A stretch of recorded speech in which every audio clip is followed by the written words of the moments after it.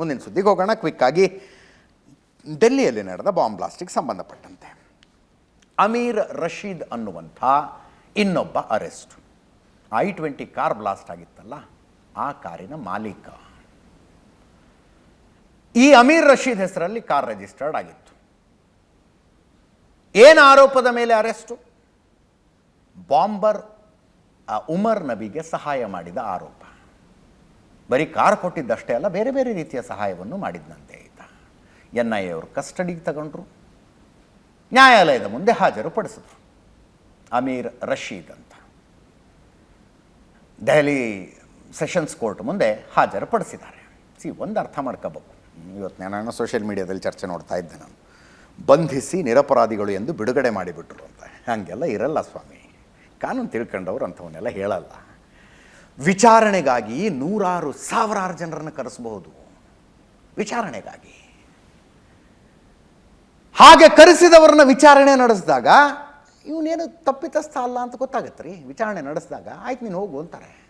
ಬಂಧಿಸಿ ನಿರಪರಾಧಿಗಳೆಂದು ಬಿಡುಗಡೆ ಮಾಡಿಬಿಟ್ರು ಅನ್ನಬಾರ್ದು. ಅದನ್ನು ವಿಚಾರಣೆಗಾಗಿ ಕರೆಸಿದ್ರು, ಕಾನೂನು ಪ್ರಕಾರ ಕರೆಸಿರ್ತಾರೆ. ವಿಚಾರಣೆಯಲ್ಲಿ ತಪ್ಪಿತಸ್ಥನಲ್ಲ ಅಂದಮೇಲೆ ಕಳಿಸಿರ್ತಾರೆ ವಾಪಸ್ಸು.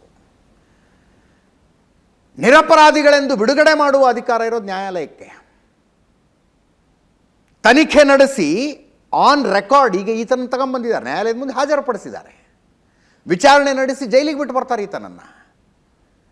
ಹಾಗೆ ವಿಚಾರಣೆ ನಡೆಸಿ ನಡೆಸಿ ನಡೆಸಿ ನಡೆಸಿ ಚಾರ್ಜ್ ಶೀಟ್ ಹಾಕುವಾಗ ಈತ ತಪ್ಪಿತಸ್ಥ ಅಲ್ಲ ಅಂದರೆ NIA ಇವರ ಹೆಸರನ್ನು ಚಾರ್ಜ್ ಶೀಟ್ನಲ್ಲಿ ಕೈ ಬಿಟ್ಟಿರುತ್ತೆ.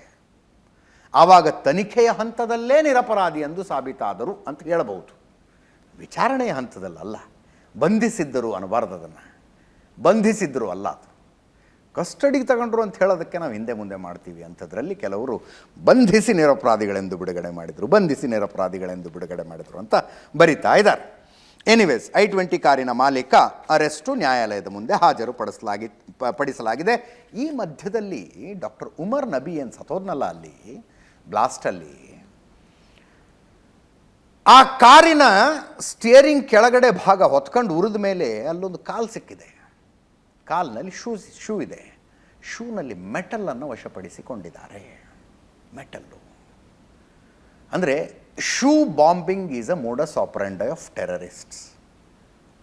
ಅದನ್ನು ಕಂಡು ಹಿಡಿಯೋದು ಬಹಳ ಕಷ್ಟ. ಬೂಟಿನ ಕೆಳಗಡೆ ಸೋಲ್ನಲ್ಲಿ ಬಾಂಬ್ ತಯಾರು ಮಾಡೋದು.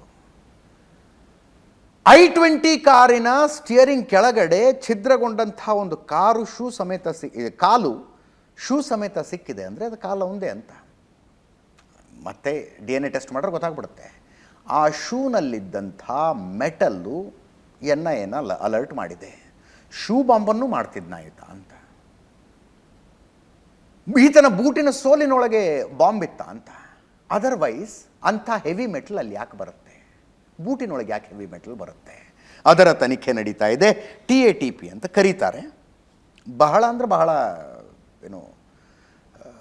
ಪ್ರಾಣ ಆಘಾತ ತಂದೊಡ್ಡಬಲ್ಲಂಥ ಬಾಂಬನ್ನು ಶೂನೊಳಗೆ ಮಾಡಬಹುದು. ಅದನ್ನು ಈತ ಮಾಡಿದ್ನ ಅನ್ನೋದು ಒಂದು ಸಂಶಯ ಬರ್ತಾ ಇದೆ.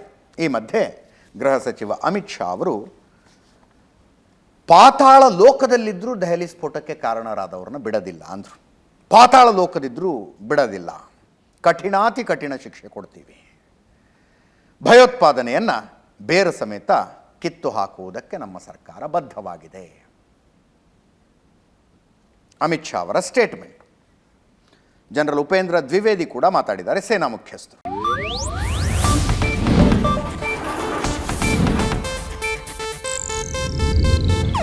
ಇದು ಏಷ್ಯಾನೆಟ್ ನ್ಯೂಸ್ ನೆಟ್ವರ್ಕ್ ಪ್ರಸ್ತುತಿ.